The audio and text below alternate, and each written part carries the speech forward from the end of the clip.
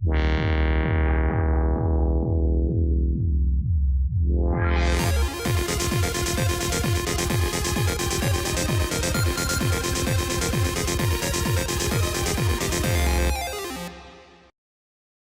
what's up YouTube? Ici Post Martin pour QTM Web. Aujourd'hui, on va faire des benchmarks. Puis, la raison de mon enthousiasme, c'est que c'est l'avènement de la semaine, étant donné qu'on a entre les mains une GTX 970. Un très beau produit selon ce que j'en ai vu sur les internets, mais à cette heure, j'en ai une dans les mains. Vous pouvez voir, la boîte est scellée. J'ai hâte de regarder ce qui se trouve à l'intérieur de la boîte. Donc, c'est également un unboxing. Donc, on va tout de suite rentrer dans le vif du sujet. La boîte, c'est un packaging standard. Là, EVGA, normalement, les boîtes sont toutes grosses de même, à part certaines cartes de référence. Le plastique est assez solide. Je dois avouer que j'ai une appréhension positive pour ce produit-là, étant donné que je connais les ACX Cooler des anciennes générations. Là, j'arrête de parler parce que le plastique, ça fait du bruit.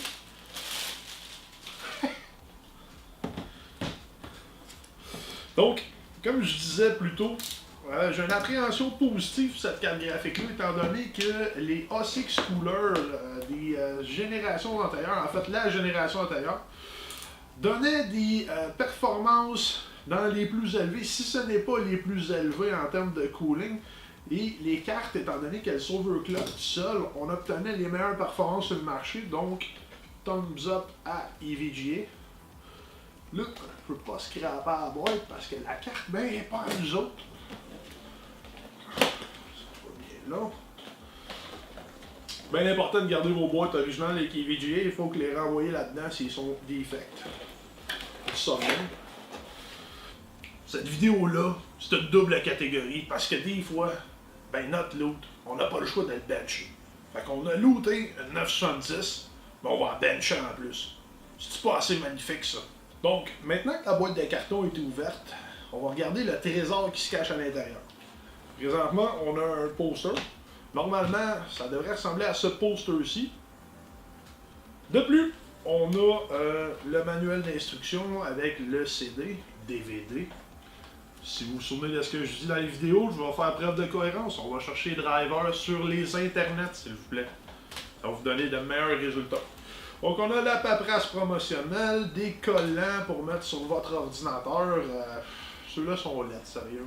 J'aime mieux les Enthusiast Build qui venaient avec les autres modèles. Sinon, il vous explique ce que les ACX Cooler 2.0 font de plus que l'ancienne génération. Donc, 26% plus froid, 36% plus silencieux, 250% plus de power, 400% plus de durée de vie.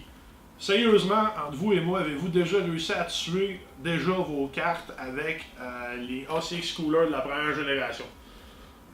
La réponse pour moi est non, étant donné que je les garde une semaine. Ensuite, on a un autre manuel de carton, ma foi, très joli et inutile. On a un connecteur VGA à DVI pour ceux qui vivent dans une autre époque. C'est assez triste pour vous. Des connecteurs de pauvres de couleur. Oh, la pièce de résistance. Que, hein? Prendre le temps de regarder ça ensemble.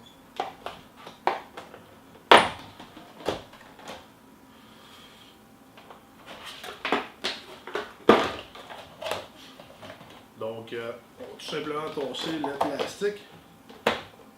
L'odeur de coltar est là. Oh! L'odeur de coltar est là! Ah! Je savais pas à quel point c'est important l'odeur de coltar. Ok. Premièrement, si on regarde la carte graphique comme telle, on a un beau produit, c'est sûr certain, pas de backplate. D'habitude, EVGA prend soin de faire des beaux produits. On a les connecteurs SLI qui sont recouverts. On va y aller tout de suite pour ce que je trouve important. Je vais tout de suite enlever le plastique sur la carte pour qu'on regarde ce qu'il y a en dessous de ce produit. On va faire très attention, c'est quand même un bébé, tout ça.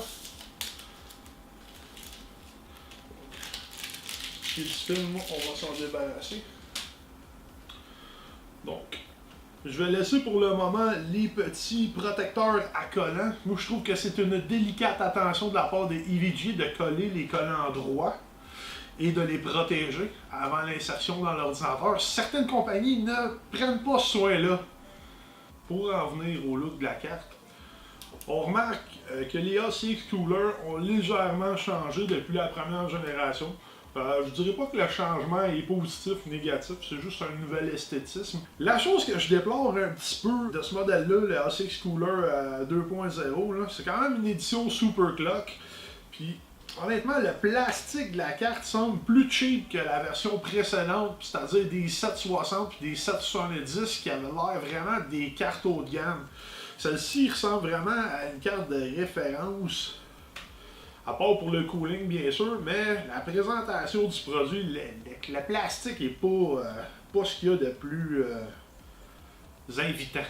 Sinon, les connecteurs qui sont à peu près au milieu de la carte aussi, ça aurait été sûrement plus beau de les mettre juste ici pour pouvoir faire un meilleur cable management. Là, ça va venir cacher le GeForce GTX 970. Pour des modeurs comme nous autres, c'est les détails qui font la différence quand on veut présenter le produit. Pour ce qui est du look de la carte, ça passe, il n'y a pas de problème.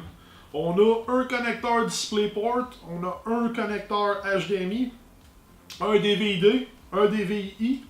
Donc, c'est très standard, c'est exactement comme l'autre génération. J'ai remarqué que la plupart des autres manufacturiers de cartes commençaient à mettre plus de place pour plus de HDMI ou plus de DisplayPort, puis ils laissaient juste un DVI. Moi, je pense que c'est encore quelque chose de positif, étant donné qu'on est encore dans un ère où les écrans 1080p avec entrée DVI sont encore d'actualité. Le 4K comme tel, c'est pas abordable. Le 5K encore moins, puis le 2K, ben, tant qu'à payer pour du 2, on va payer du 4 ou du 5. C'est un peu... On tente deux nouveaux mouvements, si on veut, quand on parle de HD. Juste pour y aller un petit peu plus dans les aspects techniques avant de bencher la carte. Comme il est inscrit sur la magnifique boîte, la carte vient avec le DirectX 12. Donc, une petite évolution, parce qu'avant, la génération d'avant était le DirectX 11. Selon ce que j'ai lu, on va gagner environ 14% de performance comparativement à l'ancienne génération. Sinon, le reste, ça va vraiment de voir comment ça réagit avec le G-Sync. À partir de ce moment-là, on va se lancer dans les benchmarks. Donc, après avoir déshabillé cette sublime 970, le premier bench qu'on vous présente est celui de Firestrike en 4K. Donc, pour voir ses performances au niveau un petit peu plus future-proof. Le deuxième test a été fait dans Unengine Heaven. Donc, on vous montre les résultats. Veuillez noter que chaque bench qu'on vous présente dans les vidéos sont faites plusieurs fois, minimum 3 fois, pour faire une vraie moyenne, pour que ça soit représentatif de la réalité. Pour ce qui est du troisième test, on l'a fait dans Unengine Valley. Donc, toujours une moyenne. On n'oublie pas, QTM utilise tout le temps les presets les plus extrêmes disponibles pour faire le test. Donc, on va avoir un bon portrait de ce que la 970 peut vous offrir. Ensuite, côté gaming, on a testé uniquement un jeu parce qu'on trouve que ce jeu-là va vraiment pusher les limites de ce qu'une carte graphique peut offrir. Donc, c'est avec Metro 2033, le benchmark, toujours avec les graphiques au maximum, les capacités au maximum. On a fait 6 fois le test pour celui-ci pour être sûr d'avoir la meilleure métrique à vous donner. Merci d'avoir pris le temps de visionner cette review, ce benchmark, ce loot de cartes graphiques. On se rend compte que la 970 est un très bon investissement pour avoir un kit future-proof. On espère que les résultats vont vous aider dans votre choix d'achat pour vos composantes informatiques. Si vous voulez plus de contenu, on s'abonne à notre chaîne.